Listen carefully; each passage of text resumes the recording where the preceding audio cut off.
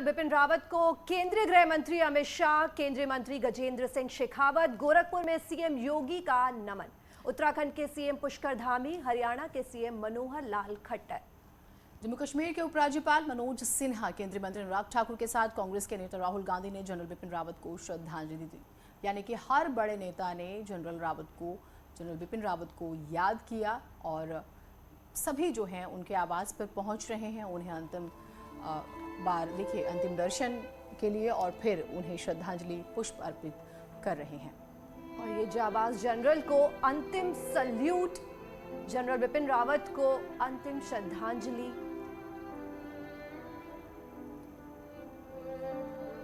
नम आंखों से सभी दे रहे हैं श्रद्धांजलि। तो गृह मंत्री अमित शाह सबसे पहले पहुंचे थे जब उनका पार्थिव देह घर लाया गया, तो सबसे पहले गृह मंत्री अमित शाह पहुंचे और उन्होंने पुष्प अर्पित किए, श्रद्धांजलि दी, परिवार के लोगों से बात की, दोनों बेटियों से उन्होंने बात की और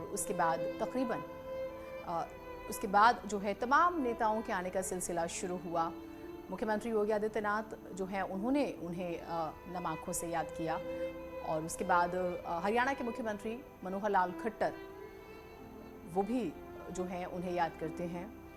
मुख्यमंत्री पुष्कर सिंह धामी उत्तराखंड, क्योंकि उत्तराखंड के बेटे रहे हैं और मुख्यमंत्री पुष्कर सिंह धामी ने बाकायदा जो है इस बात का जिक्र किया कि बहुत ही करीब थे, 15 से 20 बार मुलाकात हुई, बातचीत हुई और अब यकीन नहीं हो रहा।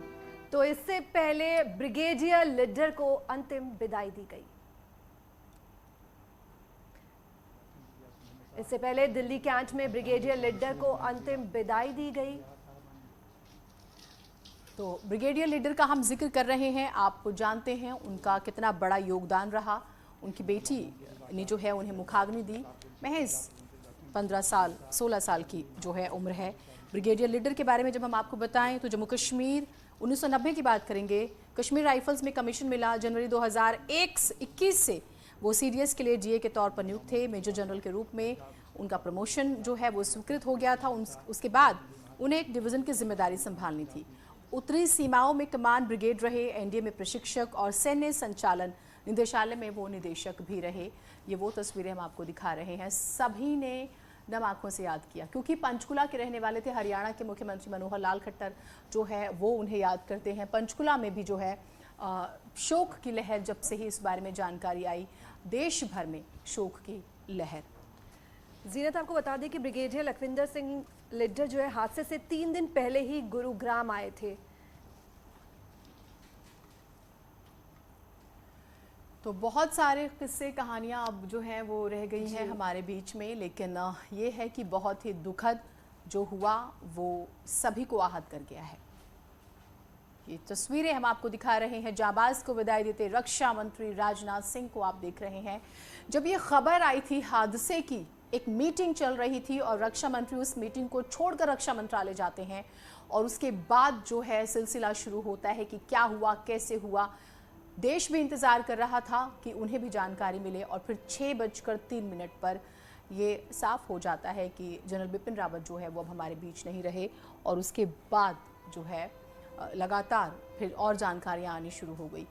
आप देख रहे हैं कि लगातार जो तस्वीरें हैं वो हम दिखा रहे हैं। तो ये सीडीएस बिपिन रावत और उनकी पत्नी का पार्थिव शरीर उनके आवास पर अंतिम दर्शन के लिए रखा गया है। गृह मंत्री अमित शाह ने श्रद्धांजलि दी है। तो ये 5 तस्वीरें जो हम दिखा रहे हैं अपने दर्शकों को, गीतिका।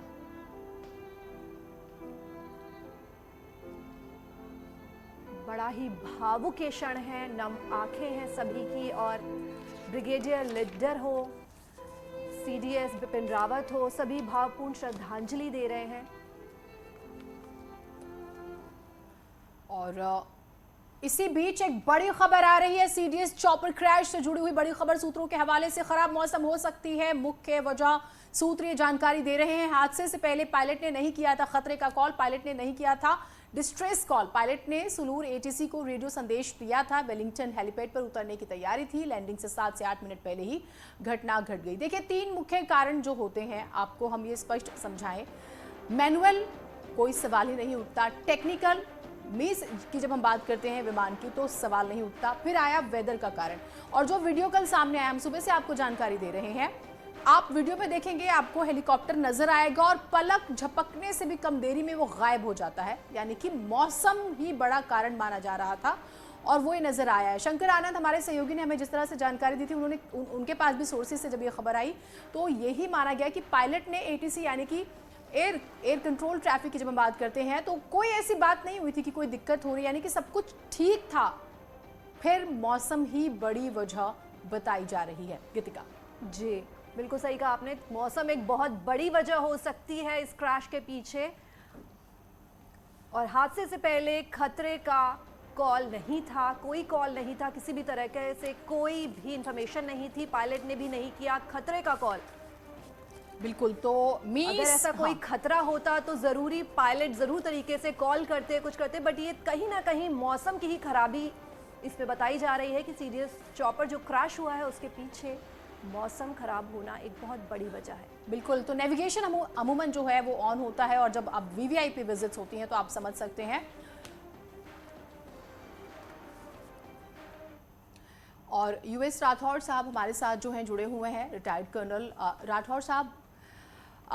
मैं शुरुआत इसी जानकारी के साथ आपके साथ करना चाहूँगी। मी-17 विमान का जब हम बात करते हैं और उसके बाद जब वीवीआईपी विजिट्स होती हैं, तीन प्रमुख कारण जिसका हम जिक्र कर रहे हैं कि मौसम, टेक्निकल और या फिर मैनुअल।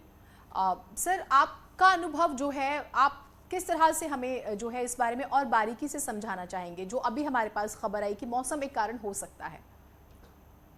देखिए, मैं इस बारे में टिप्पणी करने में सक्षम नहीं हूँ जी।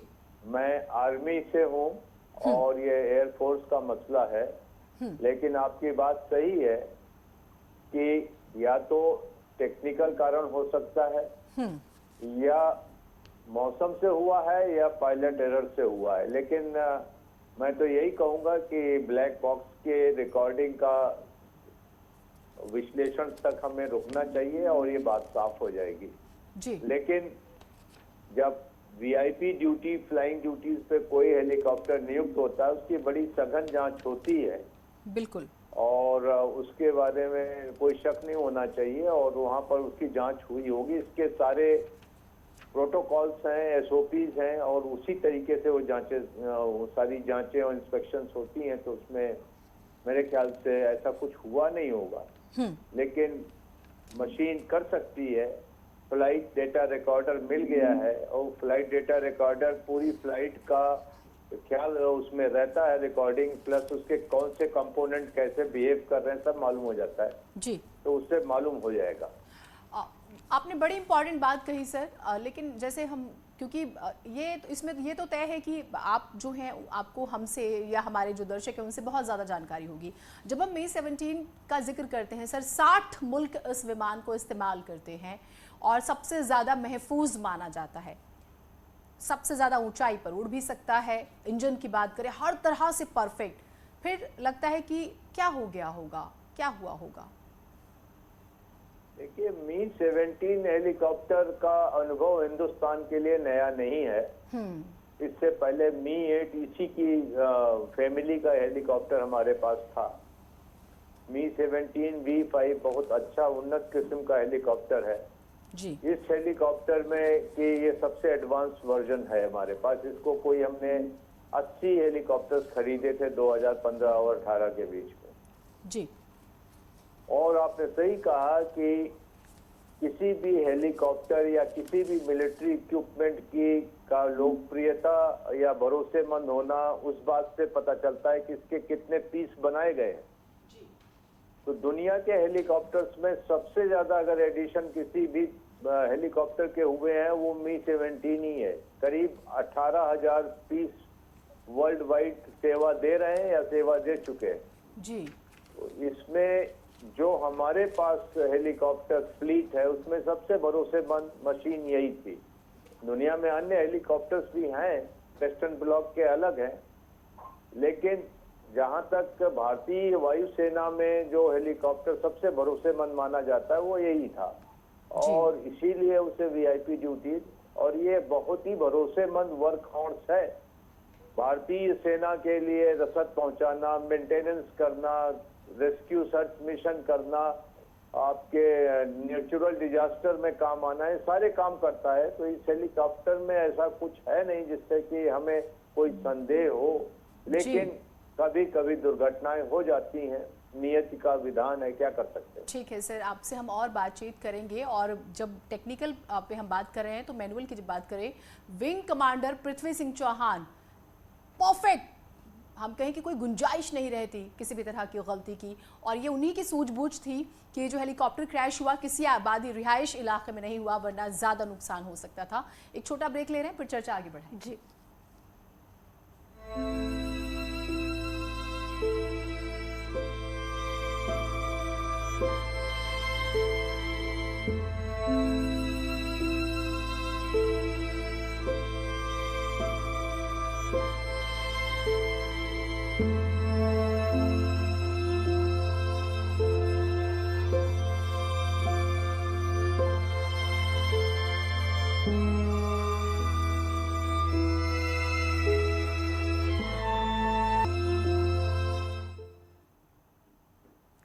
ब्रेक के बाद स्वागत है आप सभी का। तो लगातार हम आपको तस्वीरें दिखा रहे हैं जो सामने आ रही हैं। पूरा देश सीडीएस बिपिन रावत को लगातार याद कर रहा है, नम आंखों से विदाई दे रहा है गीतिका, और हम हर तस्वीर जो है सबसे पहले दिखा भी रहे हैं। जी, और राठौर साहब हमसे लगातार बने हुए हैं। राठौर सर, आप कैसे याद करते हैं सीडीएस बिपिन रावत को? कुछ ऐसा जो आप हमसे शेयर करना चाहेंगे, दर्शकों के साथ साझा करना चाहेंगे उन्हें याद करके?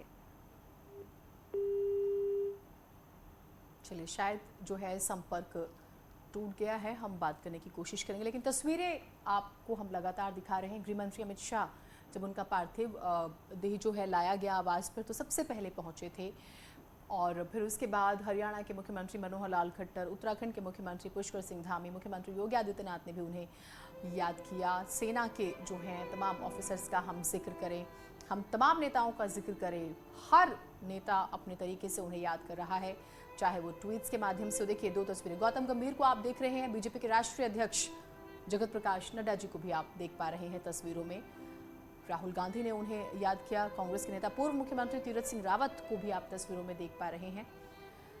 तो सभी उन्हें अपने तरीके से याद कर रहे हैं, श्रद्धांजलि दे रहे हैं। हरीश रावत पूर्व मुख्यमंत्री उत्तराखंड, वो भी आप तस्वीरों में उन्हें भी देख पा रहे हैं। और उन्होंने तो बाकायदा बताया, रीता बहुगुणा जोशी तस्वीरों में आप उन्हें भी देख पा रहे हैं। तो सभी की अपनी मेमोरीज हैं। और दूसरी तरफ आप आशना लीडर को भी देख रहे हैं तस्वीरों में। और यहाँ रुक रहे हैं एक छोटे से ब्रेक के लिए, जल्द लौट रहे हैं।